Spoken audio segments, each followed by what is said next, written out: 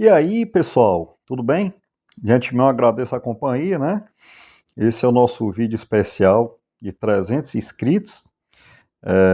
Para não ser um vídeo só de agradecimento, eu separei um conteúdo para a gente estar conversando aí. Já já a gente vai falar também sobre os pilares que fazem um grande escritor, né? Isso na minha opinião.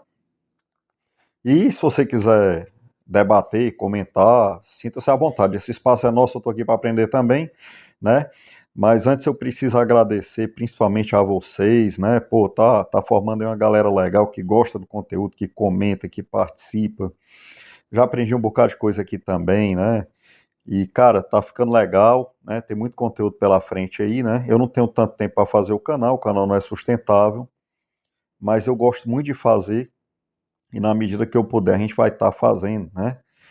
E é muito legal ver que está crescendo, né, cara? Pessoal participando, interagindo, né?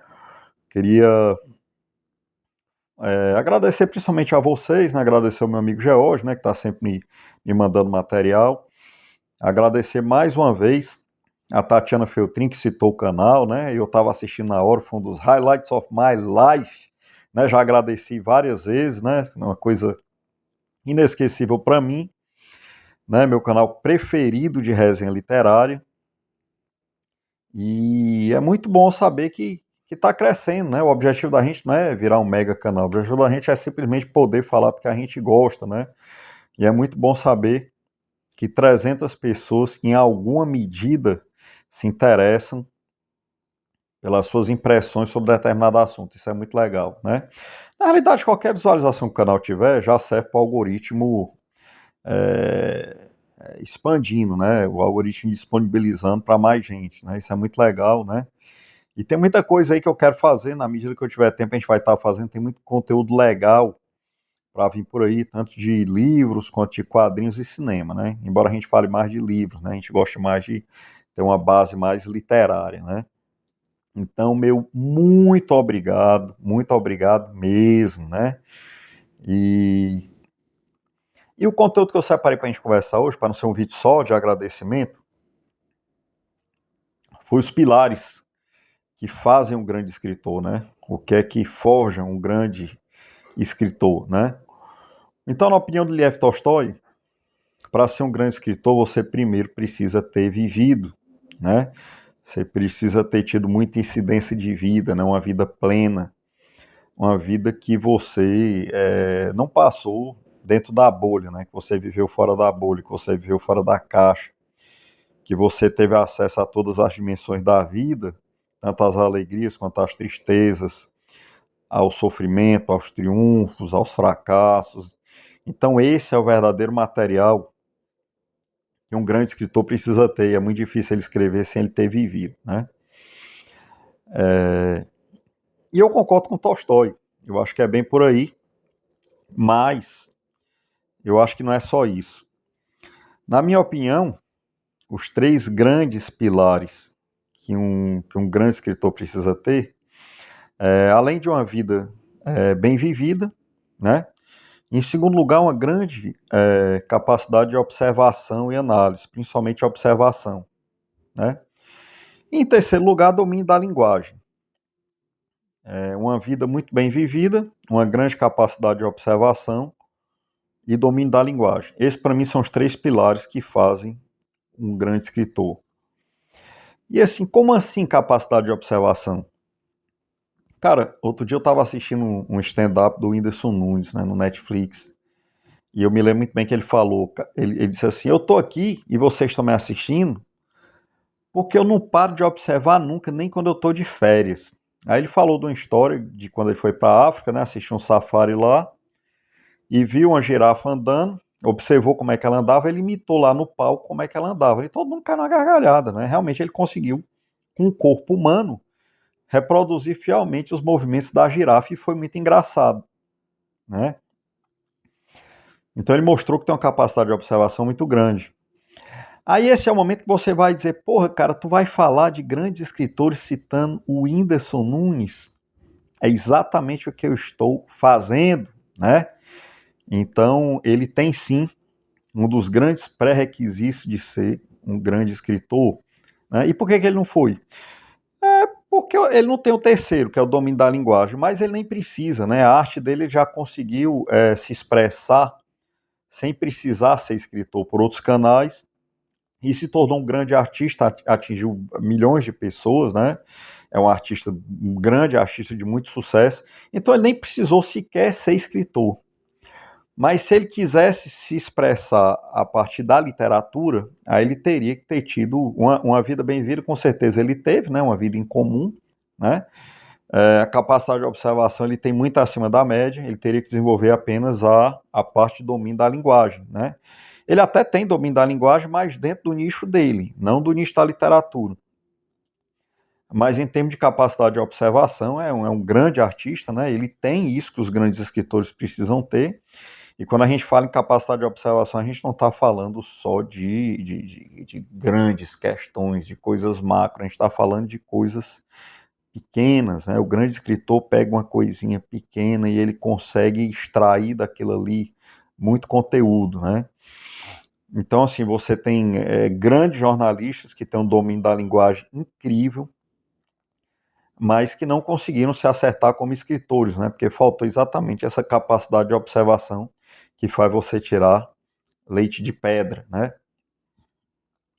Então, assim, você vê que os grandes clássicos da história da humanidade, muitos deles foram escritos em períodos históricos muito específicos, né? Períodos históricos, assim, que a coisa foge completamente da normalidade. Você vê o Guerra e Paz, você vê esse que eu li agora, que eu fiz a resenha, né, o Arquipélago Gulag, né, o cara foi preso, presenciou toda ou seja, aquilo ali é material de alto nível para a literatura, né. Se você não vê esse exemplo, por sinal, veja, não perca, né? Resenha incrível do Alexander Solzhenitsyn, Arquipélago Gulag, aqui no canal. Você vê o Moby Dick, ele presenciou, ele viveu aquele período lá que Nantucket era ponto de lança da economia americana, né? Da indústria baleeira, né? Que é uma coisa assim de pirar o cabeção incrível, né? Então, muitas vezes, esse grande tema vem. Aí você vai dizer, mas é preciso um grande tema, não. Um grande tema é preciso para um grande livro, não para um grande escritor, né? Mas ajuda muito. Então, normalmente, quando o cara tem uma vida bem vivida, com certeza ele já vivenciou coisas que a maioria das pessoas não vivenciaram, né? Ele tem em si mesmo material muito grande, né? E tem também a capacidade de observar e absorver esse material de outras pessoas, né? Então, na minha opinião, os três pilares de um grande escritor são esses: uma vida muito bem vivida, uma vida muito intensa, uma grande capacidade de observação e um domínio da linguagem. Domínio da linguagem você só obtém lendo, né? Você só obtém usando a linguagem, só com experiência. É muito difícil através de outra forma, né? Então, é isso. Né? Foi um vídeo de agradecimento. Muito obrigado. Fique ligado no canal. Tá já saindo a resenha desse livro aqui, que eu conheci esse escritor há pouco tempo, mas ele é extremamente relevante, né? Ele não é tão conhecido, eu acho que não está no radar de quase ninguém, mas é um livro fantástico, é um livro fino, um livro acessível e um livro extremamente relevante, não só pelo conteúdo dele, mas pela própria contextualização, né? Um livro extremamente importante, mais uma pecinha no quebra-cabeça para se entender o século XX, né? E eu gostaria de fazer duas recomendações, né? Primeiro, o formato podcast, na realidade, três recomendações. Primeiro, o formato podcast do meu canal de literatura preferido, Tatiana Feltrin, né? Que ela faz junto com o noivo, né? Porra, adoro escutar no carro o podcast dela. Não perca, é muito legal, né? Segunda recomendação, no vídeo passado, a resenha do Spirit, eu falei de um canal, de um rapaz que era colecionador de quadrinhos, que mostrou uma revista, eu achei muito legal e fiz aquela resenha. Um dos inscritos do canal me falou que o nome do canal é Sebos do Igor, né? Exatamente, eu fui lá exatamente esse canal, Sebos do Igor, né? Um rapaz que coleciona história em quadrinho, um canal de muito humor, né? Parece que ele é artista de teatro, então o canal dele é muito legal, de muito bom, um canal bem simples, meio alternativo, mas eu gostei muito, né? Então o canal que eu falei no vídeo passado é o Sebos do Igor, Igor com H, né? Inclusive é daqui da minha cidade. E outra recomendação que eu queria fazer é um rapaz que eu descobri porque ele é inscrito no canal, começou a comentar, eu vi que era um canal também, fui lá no canal dele, adorei, chama-se Coleção Paralela, né? Coleção Paralela é um canal de histórias em quadrinhos, é um canal pequeno, que faz resenha de histórias em quadrinhos, assim, esquecidas, obscuras, talvez por isso que o nome do canal seja Coleção Paralela, mas são exatamente as histórias em quadrinhos que eu cresci lendo, né? Muito aquele material que ele resenha, espero que você esteja assistindo, você andou fazendo comentários no canal muito legais, né? Já assisti vários vídeos do seu canal, depois que eu descobri seu canal aqui nos comentários, espero que você esteja assistindo. Não sei como é o nome do rapaz, até porque é um canal dark, né? Ele não aparece, mas o conteúdo, para quem gosta de história em quadrinhos, é espetacular, né? Muito daquele material que ele fala no canal, eu cresci lendo, eu tenho muito daquelas coisas aqui em casa, né? E até me inspirou para resenhar essas histórias em quadrinhos mais alternativas também, né? Fugir da. Porque não é que o canal dele é, sei lá, tipo meio um pouco maior, né? Mas não é porque é um canal pequeno que ele é inferior, né? Assim, é porque às vezes ele tá lidando com um nicho, né? Nosso canal aqui, a gente faz muita resenha de coisa que pouca gente lê, que pouca gente gosta, né?